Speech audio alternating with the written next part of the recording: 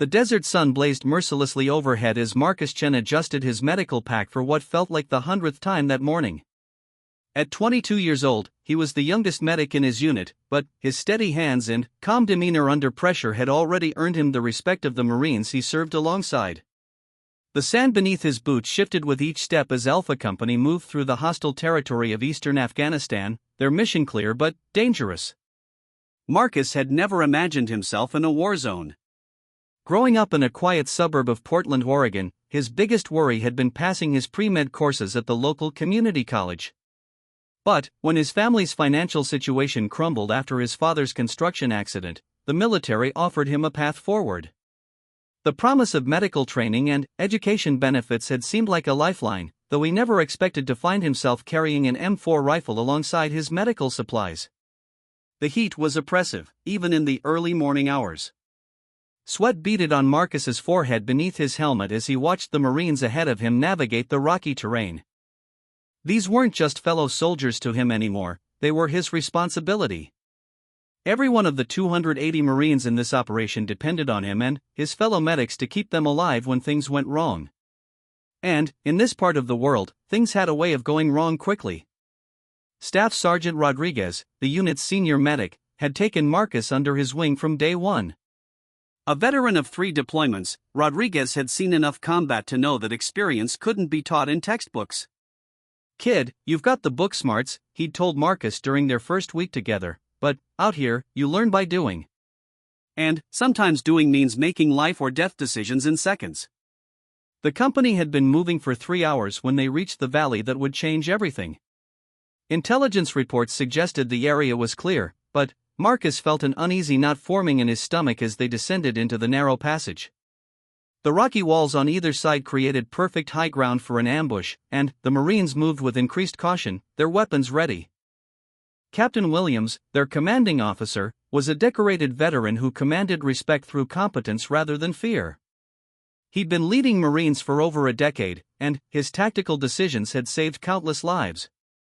But even the best officers couldn't predict every threat, and the valley ahead held dangers that no amount of experience could have prepared them for. Marcus checked his medical supplies once more as they moved deeper into the valley. His pack contained everything from basic bandages to advanced trauma kits, morphine injectors to portable defibrillators. He'd trained extensively with each piece of equipment, practicing until his responses became automatic. In combat, there was no time to think, only time to act. The Marines around him came from every corner of America. There was Thompson from rural Kentucky, whose dry humor kept morale up even in the worst conditions. Jenkins from inner-city Detroit brought street smarts and unshakable loyalty to his brothers in arms. O'Connor from Boston never missed a chance to talk about the Red Sox, while Martinez from Texas could fix anything mechanical with whatever materials were at hand. They were young men who'd volunteered to serve, each carrying their own hopes and fears into this dangerous place. As they moved deeper into the valley, Marcus noticed how the radio chatter had become more frequent. Reports were coming in from other units in the area, mentions of increased enemy activity and suspicious movement. The Taliban forces in this region were known for their tactical sophistication, often using the terrain to their advantage in devastating ambushes. The first sign of trouble came at 0847 hours. A scout reported movement on the ridgeline to the east, but before anyone could react, the world exploded into chaos. The distinctive crack of AK-47 fire echoed off the valley walls, followed immediately by the deeper thump of rocket-propelled grenades. The Marines hit the ground instinctively, seeking whatever cover they could find in the sparse terrain. Marcus felt his training kick in as bullets whined overhead. His first instinct was to find cover, but his duty was to the wounded. Already, he could hear voices calling for a medic, the urgent cries that meant someone needed his help immediately. The Taliban fighters had chosen their ambush site well, catching the Marines in a kill zone with little natural protection. The enemy fire was coming from multiple directions, suggesting a well-coordinated attack. Marcus could see muzzle flashes from the ridgeline above and from concealed positions among the rocks. The Marines returned fire with disciplined precision, but they were pinned down and taking casualties. This wasn't a quick firefight that would be over in minutes, this was the beginning of something much more serious. Captain Williams's voice crackled over the radio, calling for immediate air support and evacuation.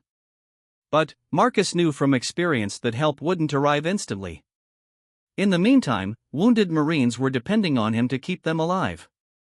He grabbed his medical bag and began moving toward the nearest casualty, keeping low as bullets continued to fly overhead. The first wounded Marine he reached was Private Johnson, a 19-year-old from Ohio who'd taken shrapnel to his leg from an RPG blast. The young man's face was pale with shock, but his eyes were alert.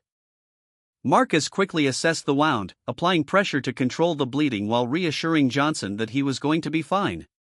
The injury was serious but not immediately life-threatening, which meant Marcus could stabilize him and move on to other casualties. As he worked on Johnson, Marcus could hear the intensity of the firefight increasing. More voices were calling for medical assistance, and he realized this was becoming a mass casualty situation. The enemy had clearly planned this ambush carefully, positioning themselves to inflict maximum damage on the Marine unit. Staff Sergeant Rodriguez appeared beside him, his own medical bag in hand. "Multiple casualties across the formation," he reported grimly. "We've got Marines pinned down in 3 different locations, and the enemy has us in a crossfire. This is going to be a long day." Marcus finished stabilizing Johnson and moved toward the next casualty, a sergeant who'd taken a rifle round to the shoulder. The man was conscious but losing blood rapidly. As Marcus applied a pressure dressing, he could see the tactical situation developing around him. The Marines were professional and disciplined, but they were clearly outgunned and in a disadvantageous position. The valley that had seemed so quiet an hour earlier had become a death trap.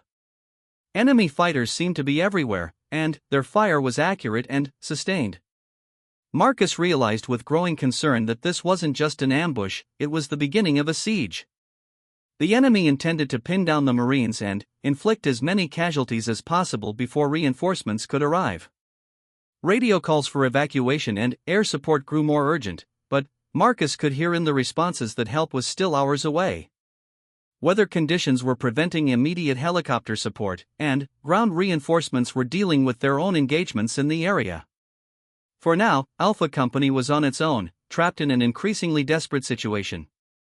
As the morning wore on, the reality of their predicament became clear.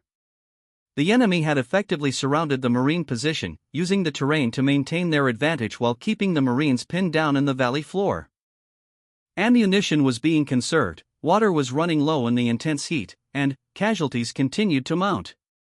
Marcus moved from one wounded Marine to another, providing life-saving care under increasingly difficult conditions. Each time he exposed himself to treat a casualty, enemy snipers tried to target him, forcing him to work quickly and efficiently. The red cross on his helmet and uniform, meant to protect medical personnel, seemed to only make him a more attractive target for the Taliban fighters. By noon, the situation had deteriorated significantly.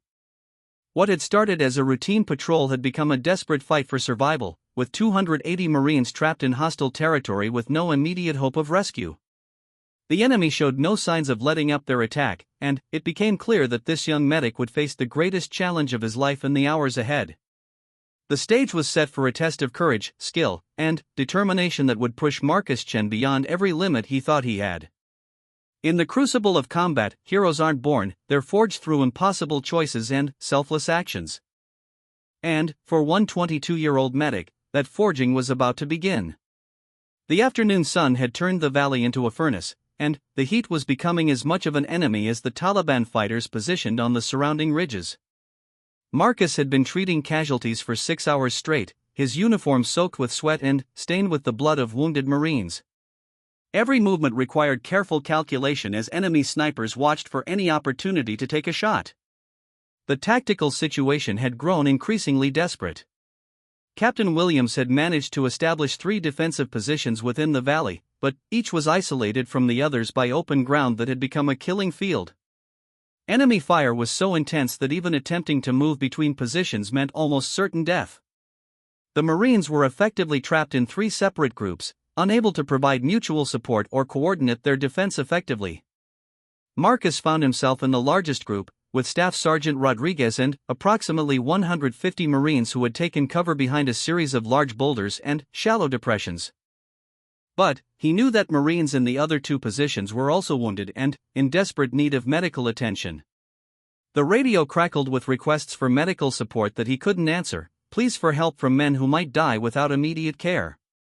Corporal Stevens had been hit in the chest by sniper fire while trying to reach a wounded comrade. Marcus worked frantically to seal the sucking chest wound, knowing that every second counted. Stevens was conscious but struggling to breathe, his face gray with shock. "Am I going to make it, Doc?" he whispered, using the nickname the Marines had given Marcus despite his young age.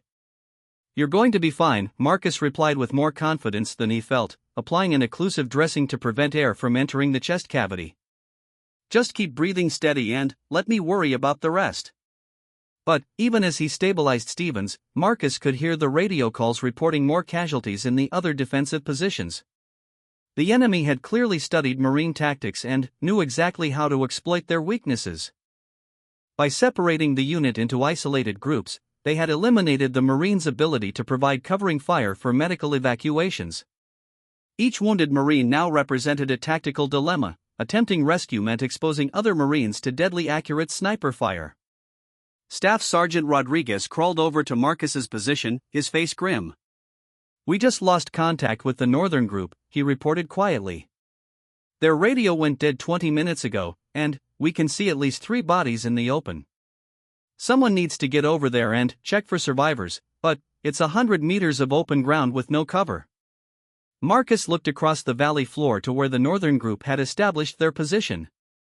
He could see the motionless forms Rodriguez mentioned, but he also noticed movement that suggested some Marines were still alive and fighting. The distance seemed impossible to cross under the sustained enemy fire, but Marines were dying while they waited for a solution. "I'll go," Marcus said simply, checking his medical supplies and preparing for what would likely be a one-way trip. Rodriguez grabbed his arm firmly. "Negative, Chen. That's suicide, and you know it. We lose you, and everyone here dies. The Marines in the northern position are probably already gone, and throwing your life away won't bring them back." The senior medic's logic was sound, but Marcus could still hear sporadic gunfire from the northern position, which meant someone was still alive and fighting. The tactical radios had been crackling all day with increasingly desperate calls for air support and evacuation. But weather conditions in the region had grounded most aircraft, and the nearest ground reinforcements were engaged in their own battles against a coordinated Taliban offensive. Alpha Company was truly on their own, with no prospect of immediate rescue. As the afternoon wore on, the heat began taking its own toll on the trapped Marines. Dehydration was becoming a serious problem, and several men were showing signs of heat exhaustion. Marcus found himself treating heat casualties alongside combat wounds, stretching his medical supplies even thinner. Each 4-bag and each packet of oral rehydration salts had to be carefully rationed. Private Martinez had been shot in the abdomen during the initial ambush and was deteriorating rapidly despite Marcus's best efforts. The young Marine from El Paso was barely conscious, his skin cold and clammy despite the blazing heat. Marcus knew that without immediate surgical intervention, Martinez would die. But the nearest field hospital was over 100 miles away, and evacuation was impossible under current conditions. "Doc, don't let me die here," Martinez whispered, gripping Marcus's hand with surprising strength. "My mom, she made me promise to come home. I can't break that promise." Marcus squeezed the young Marine's hand, fighting back emotions that threatened to overwhelm him. "You're going home, Martinez. I promise you that. Just hold on a little longer." But even as he spoke the words, Marcus wondered if he was making promises he couldn't keep. The enemy fire showed no signs of decreasing, and their ammunition and medical supplies were running dangerously low. The psychological pressure was immense. Marcus could hear the conversations around him as Marines discussed their worsening situation. Some talked about home and families they might never see again. Others focused grimly on conserving ammunition and preparing for a possible final assault. The professional composure that had sustained them through the morning was beginning to crack under the relentless stress. Captain Williams appeared at Marcus's position, his uniform torn and bloody from a grazing wound on his arm. The officer's face showed the strain of command in an impossible situation, but his voice remained steady as he briefed Marcus on the tactical picture. Air support is still grounded due to weather, and ground reinforcements are at least 8 hours away, Williams reported. The enemy has us completely surrounded, and they're not going anywhere. They know help isn't coming soon, so they're content to keep us pinned down and pick us off slowly. The captain paused, looking at the wounded Marines around them. How are our supplies holding up? Marcus did a quick mental inventory of his remaining medical equipment. I've got enough basic supplies for maybe another hour or two of casualties at this rate. For fluids are almost gone, and I'm down to my last 2 units of morphine. If this continues much longer. He didn't need to finish the sentence. The enemy seemed to understand the psychological impact of their tactics. Rather than launching an all-out assault that might overrun the Marine positions, they maintained steady pressure that slowly wore down both morale and resources. Occasional sniper shots kept everyone on edge, while sporadic bursts of automatic weapon fire prevented any movement between positions. As evening approached, the temperature finally began to drop, but the tactical situation remained unchanged. The Marines had been pinned down for over 10 hours, and fatigue was becoming a serious factor. Men who had been fighting and alert all day were beginning to make small mistakes that could prove fatal in this environment. Marcus realized that the northern position had been completely silent for over 2 hours. Either the Marines there had run out of ammunition, or they were all dead or wounded. The knowledge that fellow Marines might be dying while he remained helpless ate at his conscience. Every principle of military medical ethics demanded that he attempt to reach wounded personnel, regardless of the personal risk. The radio suddenly crackled with a weak transmission from the southern position. This is Bravo Squad. We have critical casualties, need immediate assistance. The signal faded in and out, but the desperation was clear. Marcus looked at Rodriguez, both men understanding that the situation was spiraling beyond their control. Night would bring new challenges and new opportunities. The darkness might provide cover for movement, but it would also make medical care more difficult and allow the enemy to move closer to the Marine positions. Marcus began mentally preparing for the longest night of his life, knowing that many Marines were depending on decisions he would make in the hours ahead. The enemy fire slackened slightly as darkness fell, but Marcus knew this was only temporary.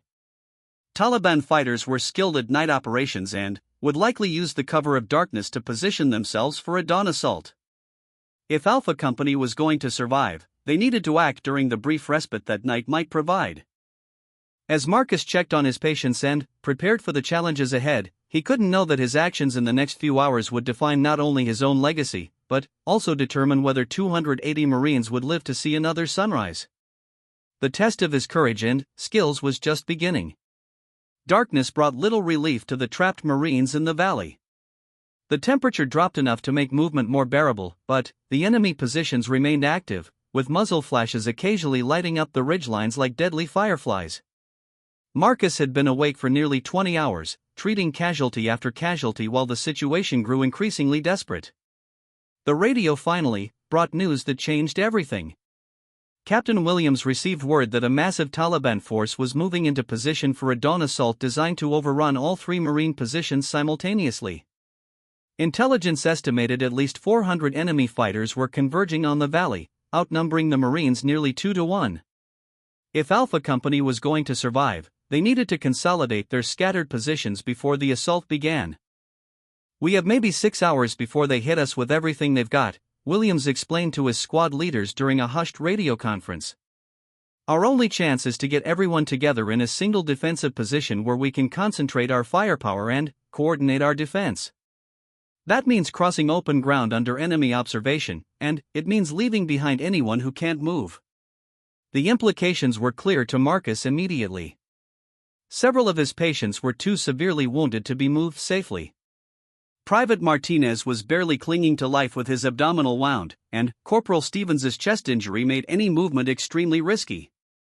But staying in the current scattered positions meant certain death for everyone when the main assault began. Marcus made the hardest decision of his life. I'll stay with the wounded who can't be moved, he announced quietly. Get everyone else to the main position, but don't leave anyone to die alone. I can keep the critical cases alive long enough for this to be over, one way or another."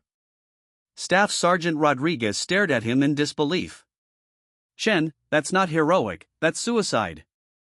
You can't hold a position by yourself, and you sure can't treat critical patients while fighting off a Taliban assault. Come with us and help set up the aid station in the main position." "Who's going to take care of Martinez and Stevens and the others?" Marcus replied firmly.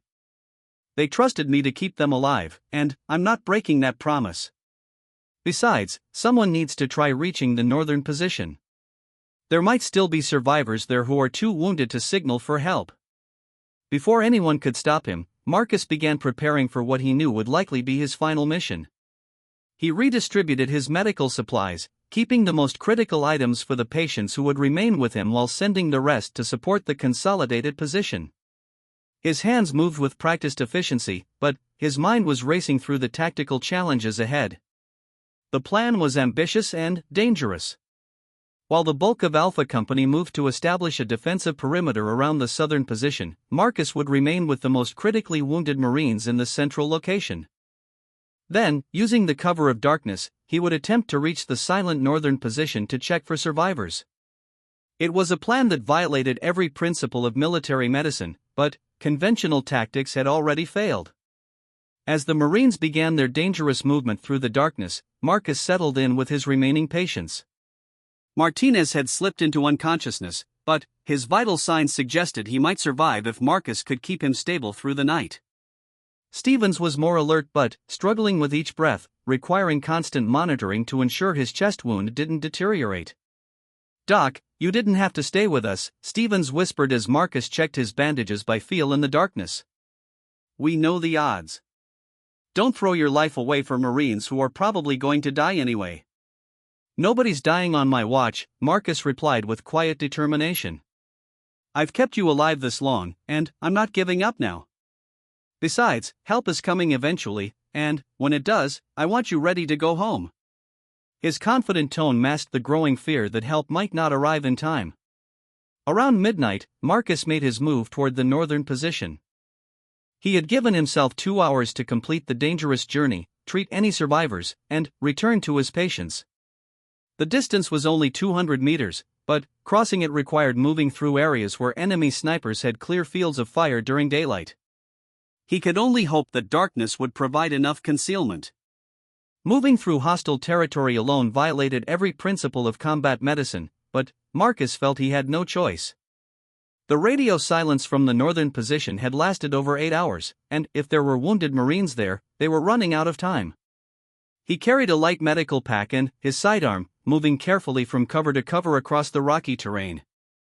The journey took over an hour as Marcus carefully avoided areas where he might silhouette himself against the sky or make noise that would attract attention. When he finally reached the northern position, his worst fears were confirmed. 3 Marines lay dead in the open, killed by sniper fire while attempting to reach better cover. But, behind a large boulder, he found 2 Marines still alive. Lance Corporal Thompson had been shot through both legs and was unable to walk. He had been applying pressure to his wounds for hours, slowly bleeding despite his efforts. Beside him, Private Jackson was unconscious with a severe head injury from shrapnel, his breathing shallow and irregular. Both men needed immediate medical attention that Marcus couldn't provide in their current location. "Doc, what the hell are you doing here?" Thompson whispered in amazement when he recognized Marcus in the darkness. "This position is completely exposed. The Taliban know exactly where we are, and they've been taking shots at us all night. You need to get out of here before they spot you." Marcus quickly assessed both casualties while explaining the tactical situation. The main assault was coming at dawn, and everyone needed to be in the southern position before it began. But moving 2 critically wounded Marines across 200 meters of exposed ground would be nearly impossible, especially while maintaining the stealth necessary to avoid detection. Working quickly in the darkness, Marcus stabilized Thompson's leg wounds and checked Jackson's head injury. The private was showing signs of severe concussion, possibly with brain swelling that could prove fatal without proper medical intervention. Both men needed to be evacuated immediately, but conventional evacuation was impossible under current conditions. Marcus made another impossible decision. He would have to move both wounded Marines to safety himself, making multiple trips across the dangerous ground. Thompson could possibly assist with his own movement despite his leg wounds, but Jackson would have to be carried. The risk was enormous, but leaving them to die was not an option. The first trip was with Thompson, who gritted his teeth against the pain as Marcus helped him move from cover to cover across the valley floor. The Lance Corporal's legs were badly damaged, but his upper body strength allowed him to help with the movement. They moved in short rushes, pausing frequently to listen for enemy movement and to give Thompson's wounded legs a chance to rest. Enemy patrols were active in the area, and twice Marcus had to freeze in place as Taliban fighters moved past their position in the darkness. The enemy soldiers were clearly preparing for the dawn assault, positioning themselves to assault the Marine positions from multiple directions simultaneously. The whispered conversations Marcus overheard confirmed that the attack would be massive and coordinated. Getting Thompson to safety took nearly 2 hours, precious time that Marcus couldn't really spare. But, when he delivered the wounded Marine to the consolidated southern position, he was amazed to find that Alpha Company had used the night hours productively. Captain Williams had managed to establish a strong defensive perimeter with overlapping fields of fire, and the Marines were preparing for the coming assault with grim determination. "Chen, you magnificent crazy bastard," Rodriguez said when Marcus appeared with Thompson. "I thought you were dead for sure. But you can't go back out there again. The enemy activity has increased dramatically in the last hour, and dawn is only 90 minutes away. If you're caught in the open when the sun comes up, you're dead." But Marcus was already preparing for his second trip. Private Jackson was still unconscious at the northern position, and his head injury would prove fatal without immediate treatment. The sun was beginning to lighten the eastern horizon, which meant Marcus was running out of time and darkness to conceal his movement. The return journey to reach Jackson was the longest 200 meters of Marcus's life. Enemy fighters seemed to be everywhere, and several times he had to hide motionless while Taliban patrols passed within feet of his position. When he finally reached the northern position, Jackson's condition had deteriorated significantly. The private was barely breathing, and Marcus realized he might already be too late. Carrying an unconscious man across hostile territory in growing daylight was nearly impossible, but Marcus had come too far to give up now. He fashioned a makeshift stretcher from equipment left at the northern position and began the dangerous journey back to the main Marine position. Jackson's deadweight made movement awkward and slow, and Marcus found himself completely exhausted before he had covered half the distance. Dawn was breaking as Marcus struggled across the final stretch of open ground, Jackson's unconscious form weighing him down while enemy positions began to stir with activity. He could hear the voices of Taliban fighters preparing for their assault, and he knew that he had only minutes before the entire valley erupted in gunfire. The southern position appeared ahead of him just as the first shots of the dawn assault rang out across the valley. Marcus stumbled the final few yards to safety, delivering Jackson to the aid station just as the battle for Alpha Company's survival reached its crescendo. Behind him, the northern position he had just evacuated disappeared under a hail of enemy gunfire. As Marcus collapsed beside his patients, gasping for breath after his night-long ordeal, he realized that the real test was just beginning. The Taliban assault was massive and coordinated, and 280 Marines were about to fight for their lives in a battle that would determine whether any of them would see home again. The Taliban assault began at exactly 0530 hours with a coordinated barrage of mortar fire that shook the ground beneath the Marines' defensive positions. Marcus had just finished checking Jackson's vital signs when the world exploded around them, dirt and rocks flying as enemy rounds impacted nearby. The battle for survival had begun in earnest, and every Marine in Alpha Company knew that the next few hours would determine their fate. Captain Williams had positioned his men well during the night hours, creating interlocking fields of fire that would make any enemy assault costly. But the Taliban force was massive, estimated at over 400 fighters who had spent weeks planning this coordinated attack. They came from 3 directions simultaneously, using the terrain expertly while maintaining disciplined fire and movement tactics. Marcus found himself treating casualties while incoming fire continued to pound their position. The aid station he had established behind a cluster of large boulders provided some protection, but nothing could completely shelter the wounded from the intensity of the bombardment. Mortar fragments and rifle bullets found their way into every corner of the defensive perimeter, creating new casualties even as Marcus worked to save the ones he already had. Private Jackson regained consciousness just as Marcus was checking his pupils for signs of brain injury. The head wound was serious, but Jackson was alert enough to understand their situation. "Doc, how bad is it?" he asked weakly, trying to focus on Marcus's face despite the obvious effects of his concussion. "You're going to be fine," Marcus replied, applying a fresh bandage to Jackson's head wound while explosions continued around them. "Just stay still and let me worry about everything else. We're going to get out of this, all of us." His confidence was remarkable given their circumstances, but Marcus had developed an unshakable faith in the Marines around him. The enemy assault was relentless and well-coordinated. Taliban fighters advanced in small groups, using covering fire and tactical movement that demonstrated extensive training and preparation. But the Marines of Alpha Company had trained for exactly this type of engagement, and their response was immediate and devastating. Machine gun teams laid down precise fields of fire while riflemen picked off targets with deadly accuracy. Staff Sergeant Rodriguez worked alongside Marcus in the aid station, the two medics moving with practiced efficiency despite the chaos around them. "We've got multiple casualties incoming," Rodriguez warned as Marines carried wounded comrades toward their position. "Looks like the enemy is concentrating their fire on our strong points, trying to break our defensive line."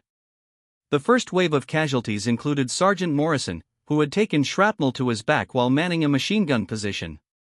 The metal fragments had penetrated deeply, but Morrison remained conscious and insisted on returning to his position immediately.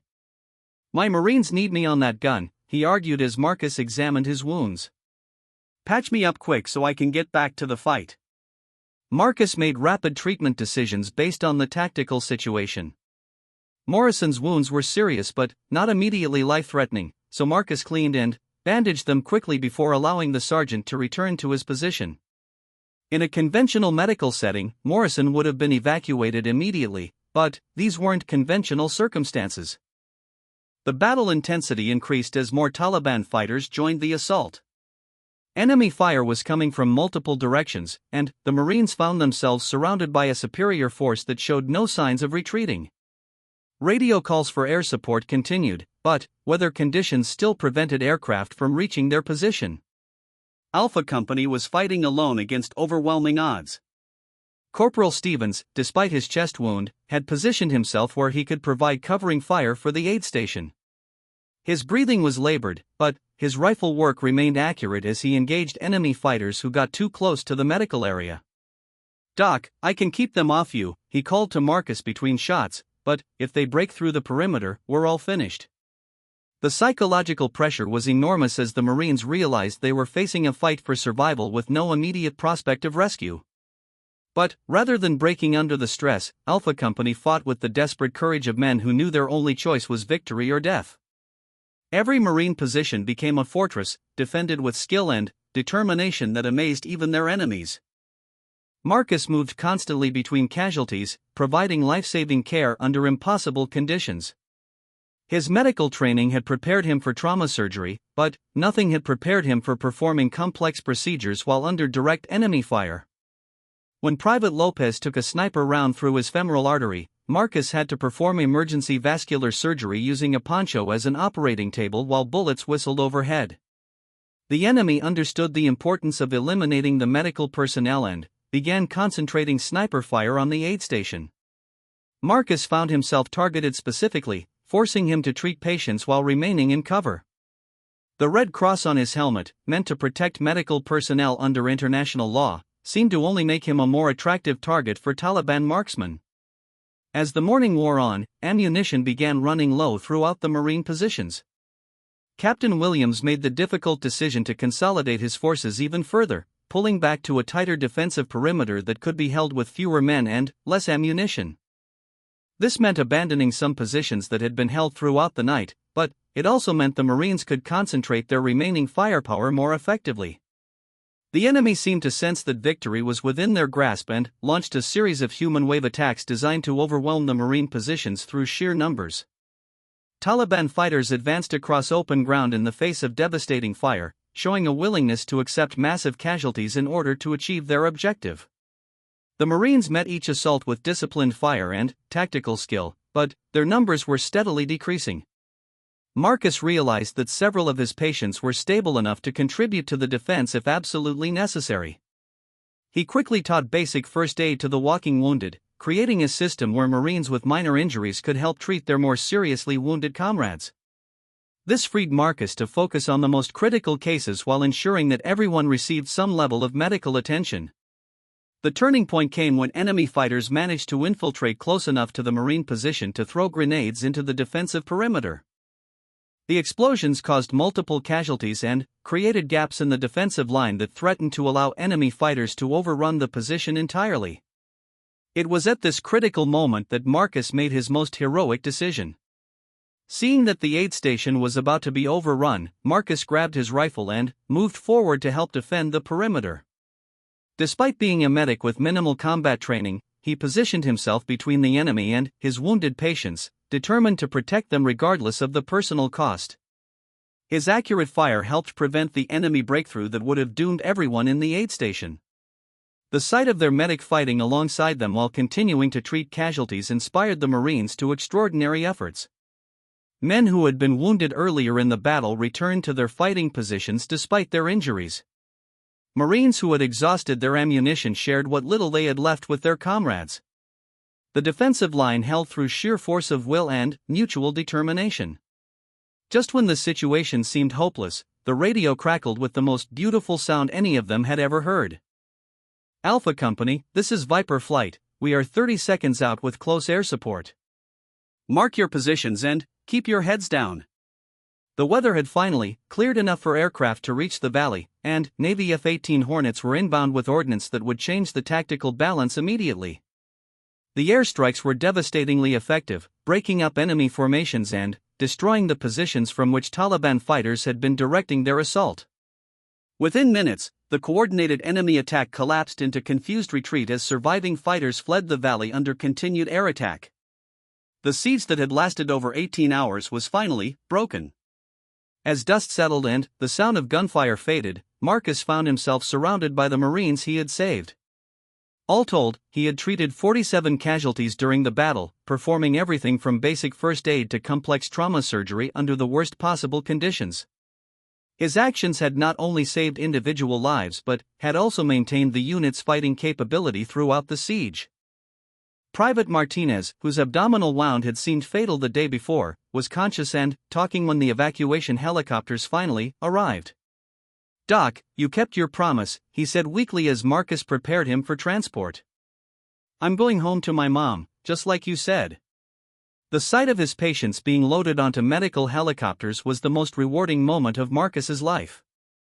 The official after-action report would credit Marcus with saving the lives of all 280 Marines in Alpha Company through his courage, skill, and selfless dedication to duty.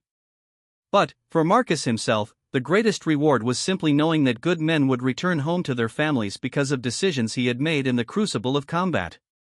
In the years that followed, Marcus Chen would be awarded the Medal of Honor for his actions during those desperate hours in an Afghan valley. But the medal would never mean as much to him as the letters he received from Marines whose lives he had saved, and from their families who welcomed them home. He had discovered that true heroism isn't about seeking glory, but about serving others when the cost might be everything you have to give. The 22-year-old medic who had entered that valley as an uncertain young man emerged as a proven hero whose actions would be remembered as long as Marines tell stories of courage and sacrifice. In saving 280 Marines, Marcus Chen had also discovered the best version of himself, forged in the fire of the greatest test any person can face.